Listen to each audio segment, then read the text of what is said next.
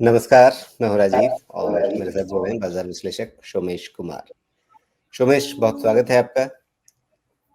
बाजार ने बीते हफ्ते में अच्छी खासी बढ़त दी, खूब ठीक-ठाक 2% के आसपास की बढ़त मिल गई। शायद 5 महीने में ये सबसे बड़ी साप्ताहिक बढ़त है। अच्छी बढ़त रही, ठीक है।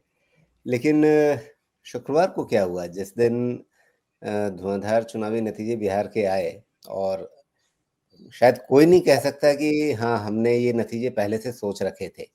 लेकिन फिर भी बाज़ार जो है, इन चुनावी नतीजों को देखने के बाद नरम रह गया। क्या हुआ? अब नहीं रहना चाहिए।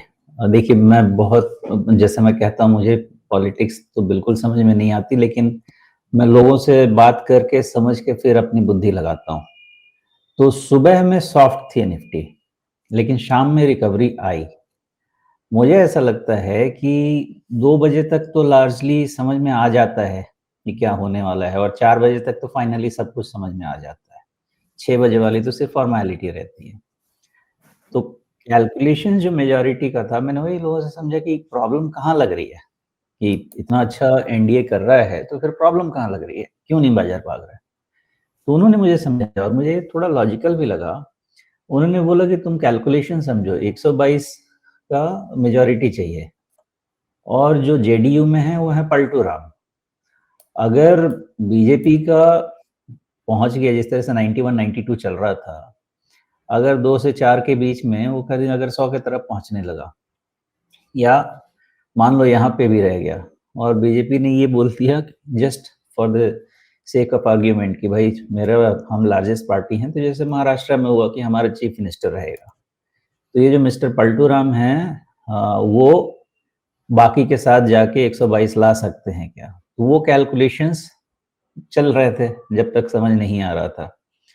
तो कुछ करके भी 85 जेडीयू, 25 आरजेडी और बाकी कांग्रेस अदर्स जो भी हैं, तो वो मिला के भी 116 के आसपास ही पहुंच पाए। तो 6 तो फिर भी कम है। तो अगर वो लोग हॉर्स ट्रेडिंग करेंगे तो फिर बीजेपी भी हॉर्स ट्रेडिंग करेंगे। तो फिर जी, सेकंड हाफ में मुझे ऐसा लगता है कि मामला समझ में आ गया कि पलटू राम कहीं जाएंगे नहीं, और बीजेपी भी शायद 89 और 85 में बहुत ज्यादा कुछ डिमांड करेगी नहीं। तो ये सब समझ के मुझे लगता है सेकंड हाफ में निफ्टी फिर संभल गई कि नहीं एनडीए वैसे रहेगा ये या। सारी कल्पनाएँ, ये सारा जो जोड़-घटाव है, पूरा गणित है, ये काल्पनिक ही है। क्योंकि देखिए मामला सिर्फ़ बिहार का नहीं है ना।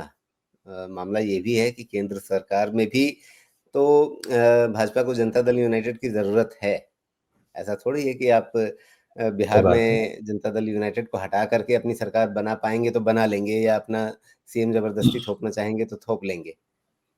और नहीं, कुछ बिल्कुल भी कह बिल्कुल लीजिए तो बिल्कुल। चुनाव जो है वो नीतीश कुमार के चेहरे पर लड़ा गया। तो जैसे पिछली बार जब नीतीश कुमार पलटे थे और भाजपा ने कहा कि जनादेश का अपमान हुआ, तो वैसे ही अगर ठीक है, मान लीजिए भाजपा को ज़्यादा सीटें आईं, लेकिन अगर चेहरा नीतीश कुमार को बना कर के लड़ा गया, तो फिर अगर आप कहेंगे कि नहीं अब हमारी सीटें ज़्यादा, हम अपना सीएम बनाएँगे, तो ये भी एक तरह से जनादेश के विरुद्ध ही रहता है। लेकिन मुझे नहीं लगता कि दोनों दलों में कहीं भी अभी इन आंकड़ों के बाद ऐसी कोई चर्चा हो रही होगी कि हाँ, कुछ अलग करके देखा जाए क्या?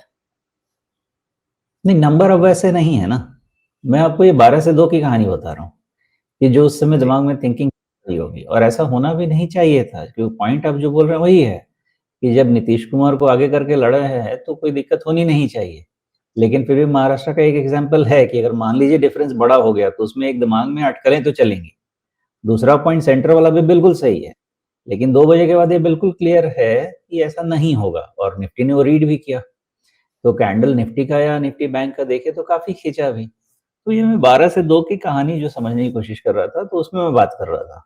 तो मुझे उस समय तक पॉइंट ठीक लगा, लेकिन फिर 89 85 में कुछ फर्क रह नहीं जाता है, तो स्टेटस को पे आ गया। तो निफ्टी ने उसको जी, पॉजिटिव ले लिया।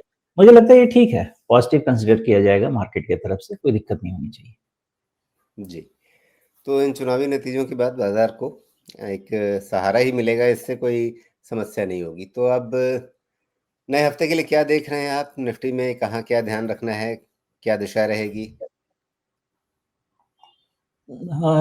2-3 तरीके हैं काम करने के इसमें। पहली चीज़ ये है कि जो इलेक्शन रिज़ल्ट था वो निकल गया। दूसरा मार्केट शायद अब थोड़ा दूसरा स्पेकुलेशन ये चलेगा कि trade deal in between US and India और इंडिया एंड यूएस। इस पे अभी सबकी नज़र रहेगी। तो मार्केट उसको देखना सोचना तो चाहेगा और मोस्ट लाइकली होना तो अब पॉजिटिव ही चाहिए। वहाँ पे अब कुछ ना कुछ अनाउंसमेंट भले ही मिनी डील हो, पार्ट डील हो, जो भी हो, लेकिन होना तो पॉजिटिव ही चाहिए। तो एक बार बाज़ार उसका वेट ज़रूर करेगा। साथ में 20 डीएमए टूटा नहीं है, जस्ट 20 डीएमए से ही पलट गया है और इवेंट हमारे पीछे निकल गया। मेरा टेक ये रहेगा कि इस इवेंट को पॉजिटिव माना जाए और कल के लो को नहीं, रादर 11th नवंबर के 11th नवंबर के क्लोज को, क्योंकि वो गैप है ना एक छोटा-सा। तो अदरवाइज़ अगर वो गैप नहीं रहता तो हम फ्राइडे के लो को लेके आगे बढ़ सकते थे। लेकिन एक गैप है, तो 25,700 के आस-पास से सपोर्ट लेके हमको आगे बढ़ना चाहिए। आस-पास से, कहने का मतलब कि गैप है वहाँ पे, अगर वहाँ गया तो 25-50 पॉइंट नीचे भी डिप हो सकता है। तो 25,700, 25 2650, 25,650 ये पॉसिबल है।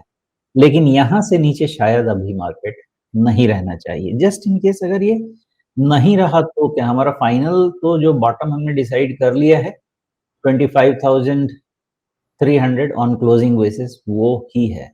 उसके पहले किसी तरह से डिसीजन का डगमगाना सही नहीं है। तो जो बहुत ही मतलब कंज़र्वेटिव हैं, थोड़े रिस्क लेके ट्राई करना चाहते हैं, चूँकि ट्रेंड पॉज़िटिव है, 25,650 रिस्क मैनेजमेंट लेवल बन सकता है, बाय एट डिप्स ये सब स्ट्रैटेजी रह सकती है। मेरा अंदाज़ा रहेगा 26,200 plus minus 50-100 points Nifty resistance लेने की कोशिश करेगा और फिर उसके बाद रीवैल्यूएट करना पड़ेगा।